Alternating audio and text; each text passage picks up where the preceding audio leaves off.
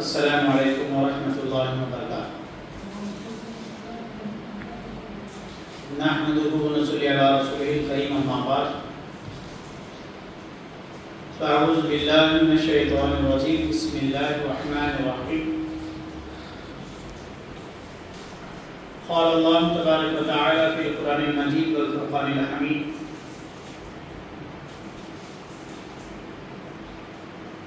فقولا له قولا لینا لعلہ یتذکر او یخشی۔ آمنت باللہ صدق اللہ العظیم۔ ان اللہ وملائکتہ یصلون علی النبی یا ایھا الذین آمنوا صلوا علیہ وسلموا تسلیما۔ اللہم صل علی سیدنا شفیعنا نبینا مولانا محمد وعلی آلہ واصحابہ وبارک وسلم۔ صلاۃ و سلام علیک یا سیدی یا رسول اللہ صلی اللہ تعالی علیہ وسلم۔ اللہ رب قدیر ہم تمام پر کرم فرمائے، اللہ ہمارے دلوں کو نرم فرمائے، ہمارے بدن میں اللہ رب قدیر نے ایک چیز رکھی ہے اور وہ چیز ہے دل۔ دل کا نرم ہونا، دل کا نرم ہونا جنتی ہونے کی علامت ہے۔ اور رسول اللہ صلی اللہ تعالی علیہ وسلم نے ارشاد فرمایا، جنتی لوگوں کے دل چڑیوں کے دل کے مانند ہوتے ہیں۔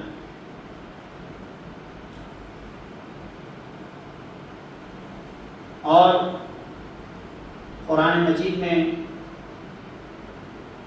اللہ رب العزت نے سورہ طٰہٰ میں یوں ارشاد فرمایا، فَقُولَا لَهُ قَوْلًا لَّيِّنًا لَعَلَّهُ يَتَذَكَّرُ أَوْ يَخْشَىٰ۔ حضرت موسیٰ علیہ السلام، حضرت ہارون علیہ السلام سے اللہ تعالیٰ نے یہ ارشاد فرمایا، اے موسیٰ آپ فرعون کے پاس جاؤ اور اس کے ساتھ نرمی سے بات کرنا، لَعَلَّهُ يَتَذَكَّرُ أَوْ يَخْشَىٰ، شاید کہ وہ نصیحت پکڑ لے، شاید کہ وہ اللہ سے ڈر جائے۔ دلوں کی نرمی، زبان کی نرمی یہ خوش نصیب لوگوں کو نصیب ہوتی ہے۔ دلوں کا سخت ہونا، زبان کا سخت ہونا یہ بد نصیبی کی علامت ہے۔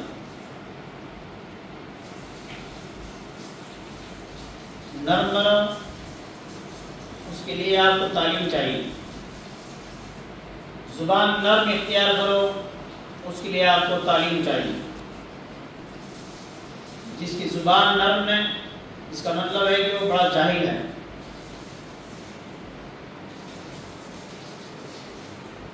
زبان کی نرمی کے لیے آپ کو تعلیم حاصل کرنی ہے۔ جب تک آپ تعلیم حاصل نہیں کریں گے آپ کی زبان نرم نہیں ہو سکتی۔ اب تعلیم کا مطلب یہ نہیں کہ آپ نے کچھ ٹیکنیکل کورس کر لیا۔ تعلیم کا مطلب یہ ہے کہ آپ کسی اللہ والے کے ساتھ رہ کر دین داری اور دین کی تعلیمات کو حاصل کرنا ہے۔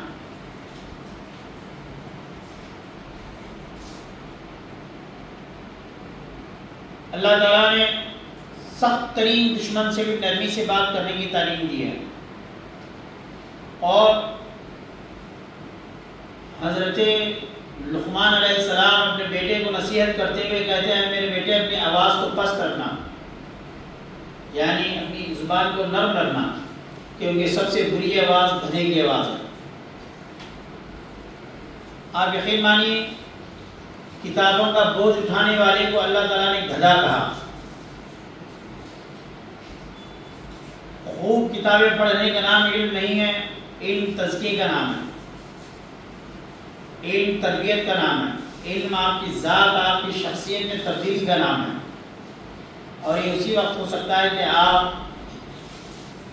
دیندار لوگوں کی صحبت کو اختیار کریں۔ رسول کریم صلی اللہ تعالیٰ علیہ وسلم کی حیات طیبہ سے ہم ایک واقعہ لیں گے کہ نرمی کیا چیز ہے۔ آپ صلی اللہ تعالیٰ علیہ وسلم کی راہ میں ایک عورت ہمیشہ کانٹے بچھاتی، ایک وقت نکل گیا، اس کا یہی مشغلہ رہا کہ راستے میں کانٹے ڈال دینا۔ ایک دن راستے میں کانٹے نظر نہیں آئے تو رسول کریم صلی اللہ تعالیٰ علیہ وسلم نے سمجھا ہونا اس عورت کی طبیعت خراب ہے۔ آپ صلی اللہ تعالیٰ علیہ وسلم اس عورت کے گھر گئے اور اس کی خیریت لیا۔ کیسے مائی، طبیعت تو ٹھیک ہے تمہاری؟ دیکھیے طبیعت کی نرمی یہ دین کا اثر ہے۔ آج ہمارے پاس طبیعتوں میں نرمی ختم ہوتی جا رہی ہے۔ باپ بیٹے سے خوف کھاتا ہے بات کرنے کے لیے، بیٹا باپ سے نڈر ہو کے بات کرتا ہے۔ بیوی کی زبان دراز ہے تو شوہر کی زبان بھی دراز ہے۔ زبان سے آپ کی پرسنالٹی، آپ کا ایمان، آپ کی خوبی ظاہر ہوتی ہے۔ اب زبان کا نرم ہونا اسی وقت میسر آتا ہے آپ اچھے لوگوں کی صحبت کو اختیار کیجیے۔ طبیعت کی نرمی میں سے ایک واقعہ ایسا بھی ہے کہ آپ صلی اللہ تعالیٰ علیہ وسلم کے پاس ایک آدمی مہمان ہوا، 12 بکریوں کا دودھ پی گیا، اور رسول اللہ صلی اللہ علیہ وسلم نے اس کی مہمان نوازی کی۔ رات ہو گئی تو حضور صلی اللہ علیہ وسلم کے پاس ہی آرام کیا، اس کا بستر لگایا گیا، وہ آرام کیا۔ رات کو اس کا پیٹ گڑبڑ کیا تو وہاں سے بھاگ گئے، بچھانا گندا کر کے، بچھانے میں نجاست کر کے بھاگ گئے۔ وہ چلا گیا۔ صبح کو رسول کریم صلی اللہ علیہ وسلم نے اپنے دستے مبارک سے اس بستر کو اٹھایا اور اس پر پانی ڈالا۔ جب اس شخص کو معلوم ہوا کہ آپ صلی اللہ علیہ وسلم نے اس کے بستر کو اٹھایا ہے، اس پر پانی ڈالا ہے، تو وہ بڑا متاثر ہو گیا۔ بولے اتنا نرم، اتنی نرم مزاجی، اتنی دریا دلی، اتنا طبیعت اور نرم ہونا، یہ کوئی دوسرا مذہب اور غلط مذہب نہیں ہو سکتا، یہ حق مذہب ہے، یہ سچا مذہب ہے، لہذا مجھے اسلام قبول کر لینی چاہیے۔ یہ اخلاق کی نرمی دیکھ کر اسلام پھیلا ہے۔ آپ کے پاس یہ نرمی نہیں، آپ اپنے بچے کی حدیث نہیں بتلا سکتے، آپ کے پاس نرمی نہیں ہے، آپ اپنے ماں باپ کا بستر صاف نہیں کر سکتے۔ اپنے زمین کو ٹٹولیے اور دیکھیے کہ کیا آپ نے کبھی ماں باپ کا بستر لگایا ہے، کیا کبھی آپ نے ماں باپ کا بستر دھویا ہے۔ یہ طبیعتوں کا سخت ہونا، یہ طبیعتوں میں نحوست پیدا کرنا ہے۔ آج آپ نرم ہونے کی تعلیمات کو بھول گئے ہیں۔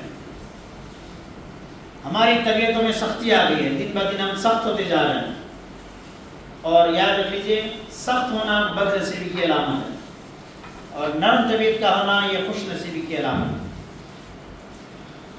نرم طبیعت میں سے ایک بات یہ بھی ہے کہ آدمی کنجوس نہ رہے، کیونکہ کنجوس کا ہونا دل کا سخت ہونے کی علامت ہے۔ آدمی کا دل جب سخت ہوتا ہے تو کنجوس ہوتا ہے، اور سخی بنے رہنا یہ نرم طبیعت کی علامت ہے۔ نرم دل کے جو لوگ ہوتے ہیں ان کے اندر طبیعت میں سخاوت ہوتی ہے۔ ایک بڑے نیک آدمی تھے، ان کا کام تھا عبادتیں کرنا، ذکر و اذکار کرنا۔ ایک وقت آیا تو آپ نے دیکھا کہ ایک ضرورت مند آپ کے پاس آیا، نہ دینا نحوست کی علامت ہے، اور دیتے رہنا ایمان والوں کے اور قلندروں کی علامت ہے۔ ہم کو دینے کی عادت نہیں، اور صحیح بات یہی ہے کہ ہم بخیل ہیں، اللہ بچائے۔ آپ حیران ہوں گے، میں آپ کو ایک حدیث سنا رہا ہوں۔ رسول کریم صلی اللہ علیہ وسلم نے فرمایا کنجوس آدمی کا کھانا مت کھاؤ، اس میں بیماری ہے۔ کنجوس آدمی کا کھانا مت کھاؤ، اس میں بیماری ہے۔ سخی آدمی کا، نرم دل آدمی کا، دریا دل آدمی کا، نیک بخت آدمی کا کھانا کھاؤ، اس کے کھانے میں شفا ہے۔ بخیل کے کھانے سے بچو۔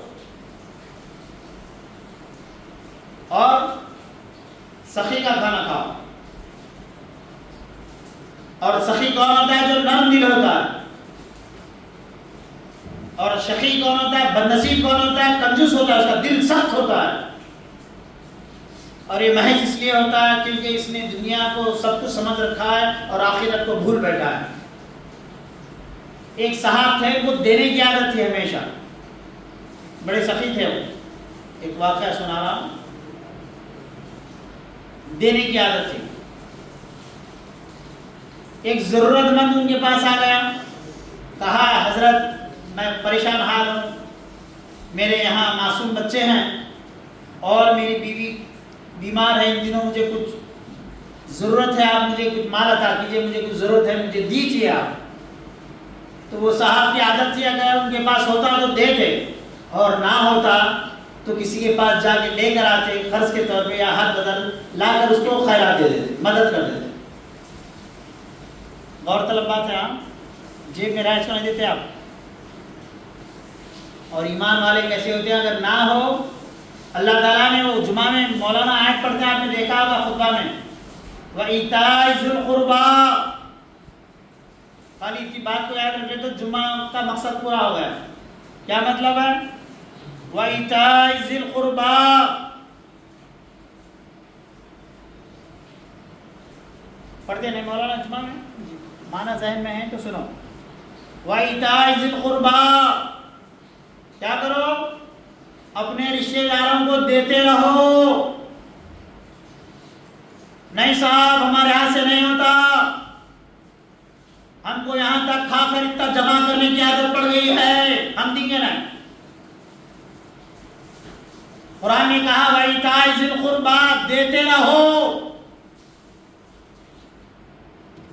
نہیں صاحب ہم کو دینے کی عادت نہیں ہے تو سن لو، جنت کی دعا بھی مت مانگو، خیر اور سکون کا اللہ سے سوال بھی مت کرو، صحت و تندرستی خدا سے نہ مانگو، اطمینان نہ مانگو، اللہ سے اچھی اولاد نہ مانگو۔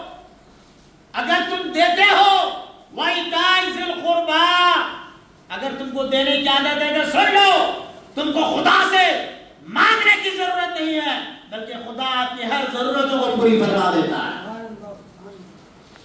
وَإِيتَاءِ ذِي الْقُرْبَىٰ، دیتے رہنا۔ کس کو؟ دوستوں میں پارٹی کو، بڑے بڑے ڈھابوں کو جا کے کھانا کھا کے آتے آتے ایکسیڈنٹ کو دیتے رہنا۔ کہاں اللہ نے کہا اپنے رشتے داروں کو دو، حکم آئے، زکات نہیں، حکم ہے، یہ تو بھی چلتا نہیں، یہ تو چلتا، ایسا نہیں۔ جیسا نماز نہ پڑھنا آپ کو گناہگار بنا دیتا ہے، اسی طرح رشتے داروں کو آپ دیتے نہ رہنا۔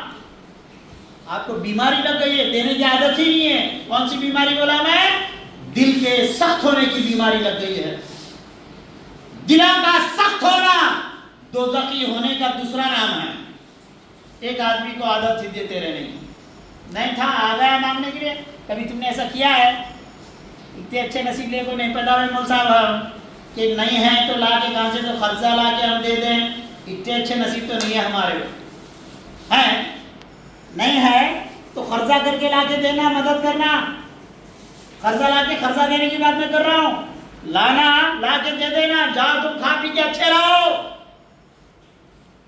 دوستو کفن بہت دور نہیں ہے، دماغ سے غفلت کے پردے اٹھاؤ۔ تمہاری آل اولاد تمہارے گزرنے کے بعد تمہارے مال سے موج و مستی کرے گی، تمہارے لیے آخرت کے لیے کچھ نہیں بھیجے گی۔ تم کو اپنے ہاتھوں سے اپنے آخرت کے لیے بار بار بھیجنا ہے۔ وَإِيتَاءِ ذِي الْقُرْبَىٰ، کیا کرو؟ کس کو دینا با؟ رشتے داروں کو دیتے رہو۔